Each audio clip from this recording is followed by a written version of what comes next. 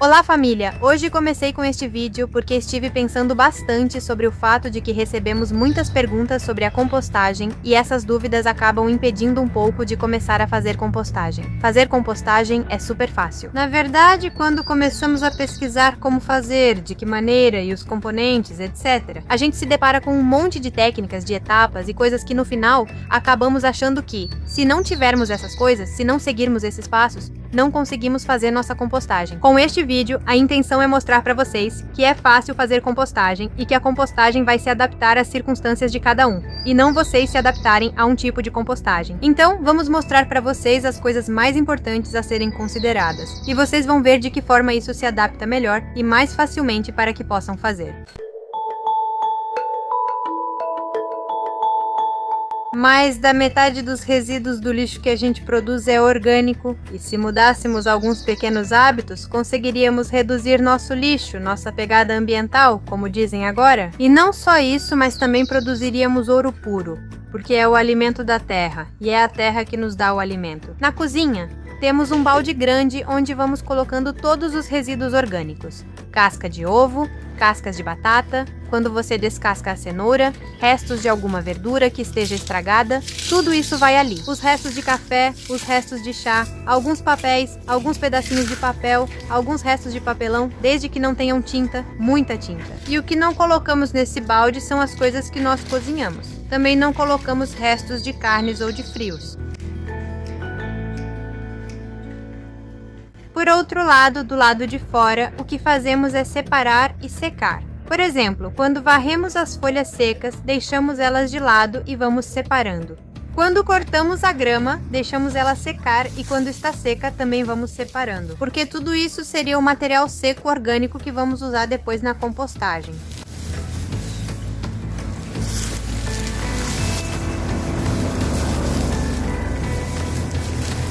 Como eu dizia, existem vários tipos de composto e várias formas de prepará-lo. Isso depende das possibilidades de cada um, da vontade, do espaço e de milhares de fatores que cada pessoa tem em particular.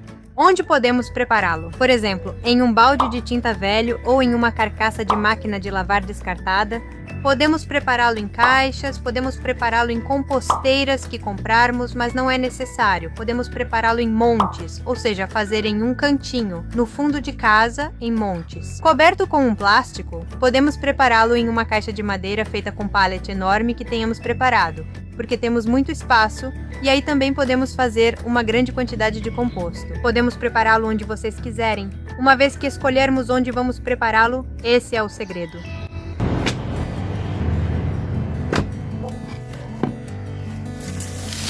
É feito em camadas. A primeira camada vai ser de material seco.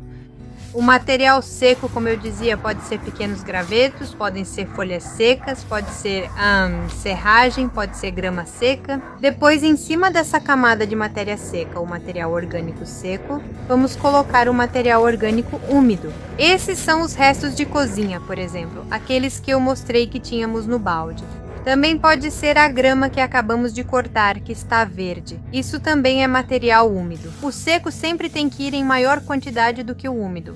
Nós fazemos, por exemplo, se colocamos uma parte de material úmido, sempre colocamos 2 partes de material seco. E por cima de tudo isso, podemos adicionar, por exemplo, terra preta, um pouco de terra preta. Ou podemos colocar um pouco de composto já pronto.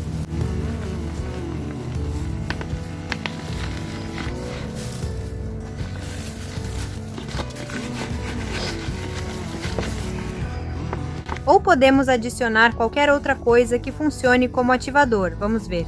Por exemplo, pode ser que você deixou em algum lugar juntando água da chuva por uma semana. Bom, essa aguinha que fica toda meio amarelada, essa é perfeita, você pode jogar. Assim ela serve como ativador. Você fez um purim de urtiga, uma delícia, como dizem, você pode colocar e ele funciona como ativador e está perfeito. Bom, e depois por cima, outra camadinha de material seco e podemos misturar um pouquinho para arejar, para entrar oxigênio, que isso vai favorecer os micro-organismos.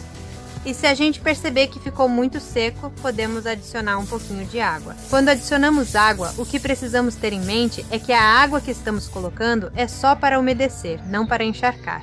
Sempre precisamos priorizar que a nossa composteira esteja úmida e quente.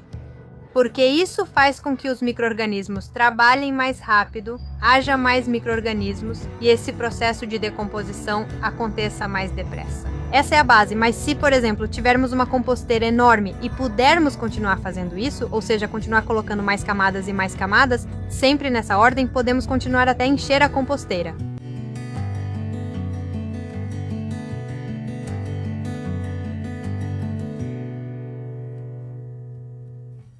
Essas camadas e mais camadas. Você começa com um balde, faz 3 camadas e repete até encher. O mesmo vale para qualquer composteira escolhida ou utilizada. Se fizermos a compostagem nesse tipo de recipiente de plástico, precisamos fazer furos embaixo para que o líquido possa drenar, é o que vai saindo do composto, porque se não fizermos isso, vai gerar apodrecimento.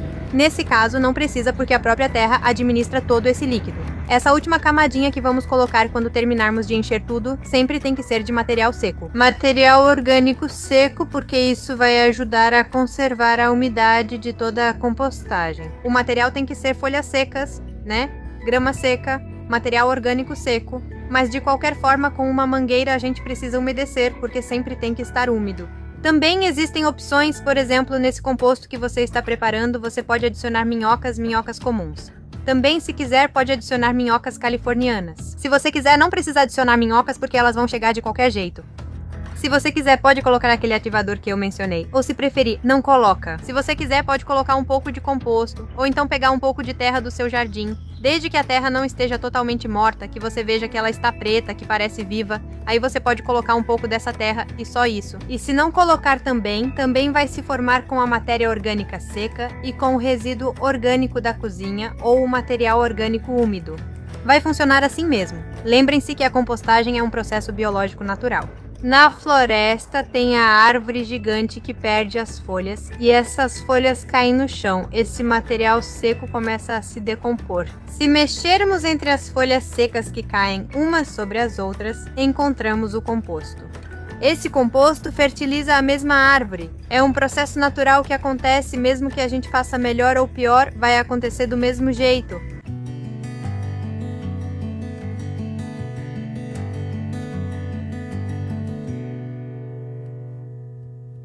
Às vezes acontece do composto cheirar mal, soltar um cheiro ruim. Nesse caso a gente vai ter que prestar um pouco mais de atenção. Provavelmente o que precisa fazer é colocar mais matéria orgânica seca. Mexer um pouco mais frequentemente, geralmente mexendo uma vez por semana, uma vez a cada 10 dias, já está ótimo. Mexer um pouco para que se misture, para que entre oxigênio e adicionar matéria orgânica, porque, com certeza, se está com mau cheiro é porque algo está apodrecendo, está em mau estado. E é simplesmente por isso.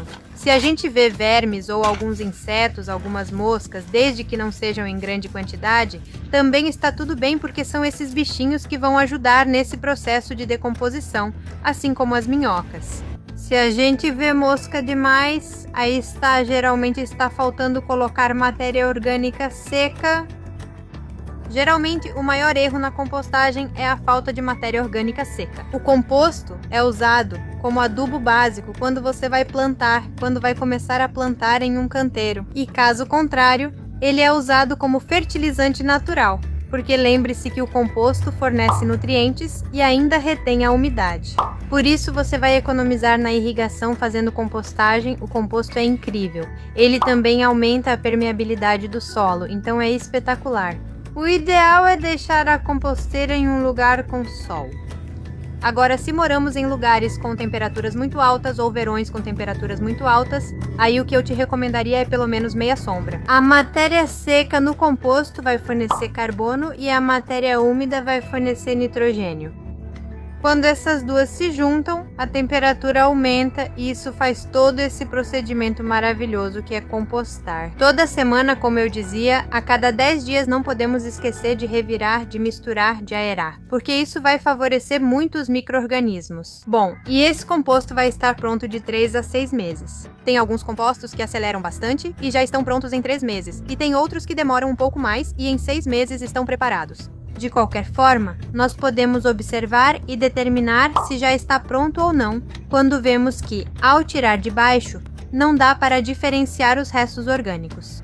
Se olharmos de cima, dá para distinguir casca de banana, casca de laranja e casca de ovo. Isso indica que o composto ainda está em processo e não pronto. Quando não conseguimos mais diferenciar ao tirar de baixo, isso indica que o composto está pronto. Outra coisa que nos indica que está pronto é que tem um cheiro extremamente agradável de terra fresca. Delicioso.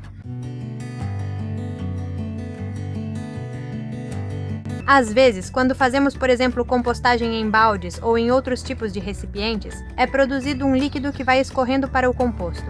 Esse líquido se chama corume e podemos usá-lo para fertilizar, mas o importante é que precisamos diluí-lo em água, não pode ser usado diretamente. Quanta água se coloca na composteira? Você vai colocar água toda vez que perceber que a sua composteira está pedindo água, digamos assim. Você vai, mexe e sente que aquilo está seco, que ainda está faltando umidade, que não está úmido, e aí você vai adicionar água.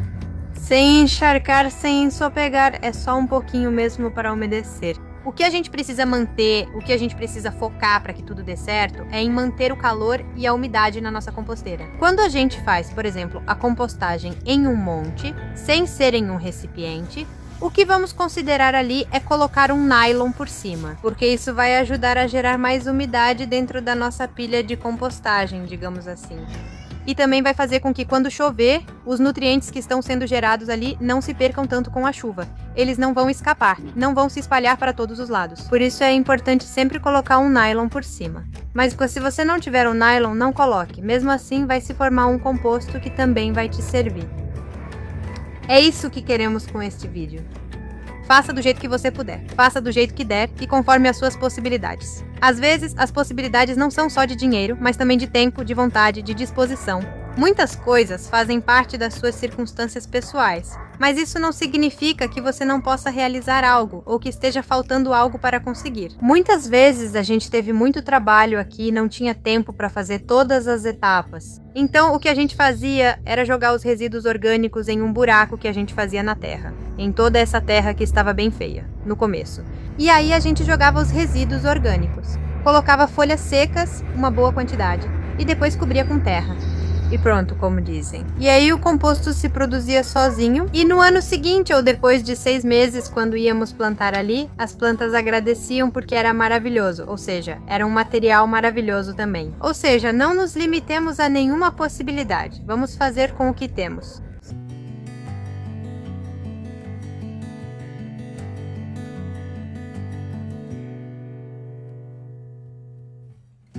Não, não, não, não, não, não, não.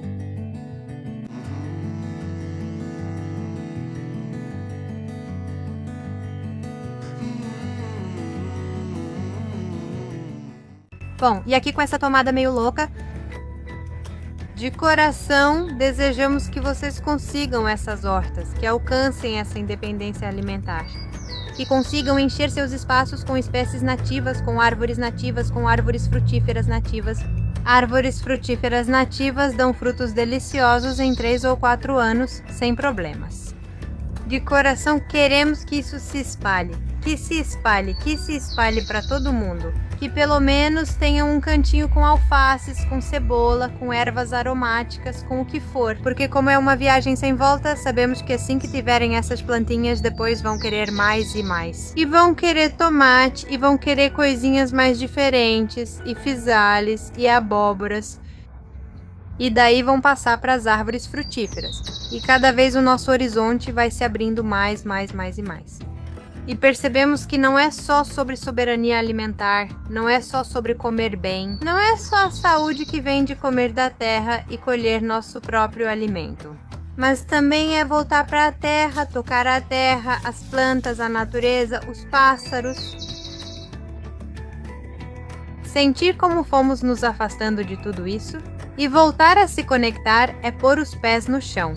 E percebemos que várias doenças se curam apenas pelo contato com a terra. Percebemos que a ansiedade, a depressão e muitas outras coisas que são geradas pelo estresse, pela dinâmica da cidade, etc, etc, vai desaparecendo. Claro, não vai desaparecer de um dia para o outro, mas vai desaparecendo. Por isso, às vezes, quando nos escrevem e se cobram demais, querendo saber tudo, querendo saber a melhor técnica.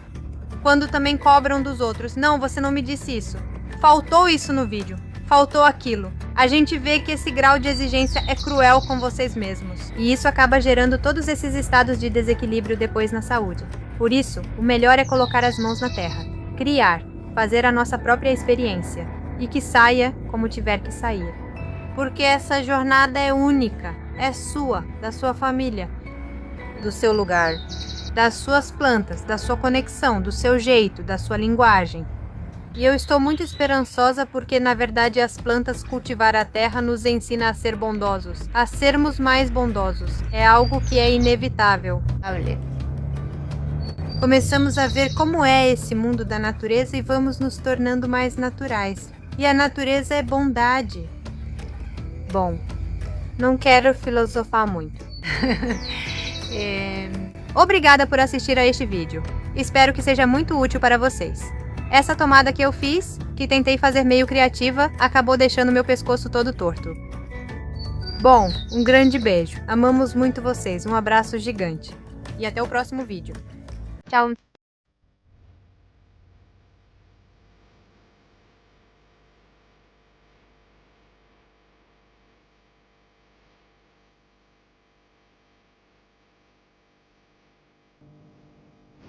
Tá.